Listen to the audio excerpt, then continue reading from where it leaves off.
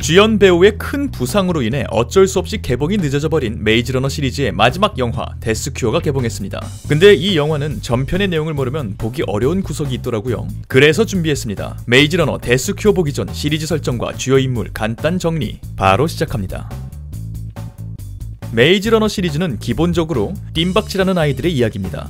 주인공의 이름은 토마스인데요. 어느 날 그는 자신의 이름과 모든 기억을 잃어버린 채 사방이 커다란 벽으로 둘러싸인 한 공터에서 눈을 뜹니다. 글레이드라고 불리는 이 공터에서는 토마스가 도착하기 전에 이미 와있던 아이들이 자급자족하며 살고 있었는데요. 이곳에서 만난 뉴트와 친구가 되면서 토마스는 이 공터를 둘러싼 벽 뒤에는 엄청난 크기의 미로가 있고 밤이면 이 미로에 그리버라는 괴물들이 나타나 미로에 남겨진 아이들을 사냥한다는 것을 알게 됩니다.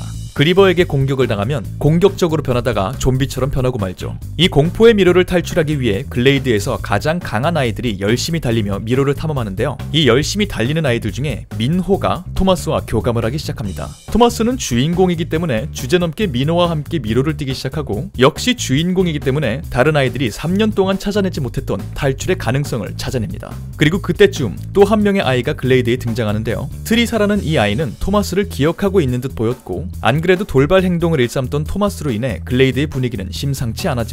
때마침 한 번도 일어난 적이 없었던 그리버들의 글레이드 습격이 벌어지면서 토마스는 공공의 적이 됩니다. 이에 토마스는 아예 미로를 통해 탈출하자고 주장하고요. 친구 프라이팬을 포함해서 자신을 지지하는 아이들과 함께 열심히 달립니다.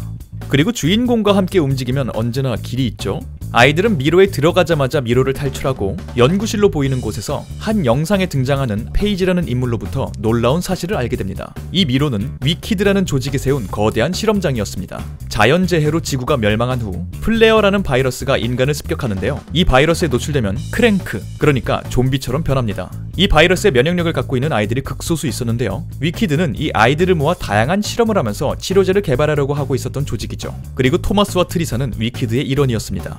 토마스가 또래 친구들에게 가해지는 잔혹한 실험을 보면서 더는 이 일을 할 수 없다고 위키드의 반기를 들었고 그 벌로 기억을 잃은 채 글레이드로 보내졌던 겁니다. 이 모든 사실을 알고 연구소를 탈출하려는 순간 애초에 토마스와 사이가 좋지 않았던 갤리가 그리버의 공격을 당한 모습으로 아이들 앞에 나타납니다. 갤리는 토마스를 총으로 쏘려 하고요. 민호가 창을 던져 갤리를 막지만 토마스의 친구 중 제일 막내였던 척이 총에 맞아 죽고 맙니다. 그리고 미처 슬퍼하기도 전에 위키드 시설을 공격하던 집단에 의해 아이들은 구출이 됩니다. 그런데 사실 이 집단도 위키드의 편이었습니다. 이 구출 작전마저 지구 여러 곳에 퍼져 있는 미로 테스트를 통과한 아이들을 대상으로 실시하는 2차 실험을 위한 세팅이었던 거죠.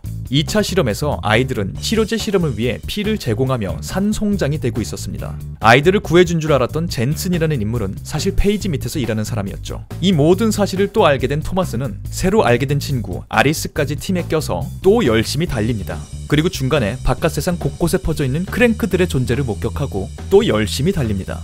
위키드의 진짜 반기를 들고 있는 조직은 오른팔이라는 조직이었는데요. 이 조직을 찾아다니던 중 토마스 일행은 호르헤라는 인물이 이끄는 갱단에 잡힙니다. 안 그래도 미래가 암울한 갱단 때문에 고민을 하고 있던 호르헤는 아이들을 도와주기로 하고 자신이 오랫동안 돌봐온 브렌다와 함께 아이들을 돕습니다. 그래서 아이들은 또 열심히 달립니다. 그러던 중 브렌다는 크랭크에게 상처를 입기도 하죠. 어쨌든 호르헤와 아이들은 차까지 타고 달립니다. 그러다가 또 어떤 집단에게 몰살을 당할 뻔하는데 사실은 이 조직이 진짜 오른팔 조직이었습니다. 여기에는 아리스가 미로 테스트를 할 때 같이 있었던 친구들도 있었죠. 아이들은 이제 드디어 살아남았나 싶었지만 브렌다의 상처가 공개되고 검은 팔의 대장인 빈스는 브렌다를 없애려 합니다. 하지만 위키드 출신의 과학자 메리가 토마스를 알아보고 급하게 토마스의 피를 이용해 임시 치료제를 만듭니다. 하지만 이런 치료는 병의 악화를 늦출 뿐 치료는 불가능하다는 말을 하죠.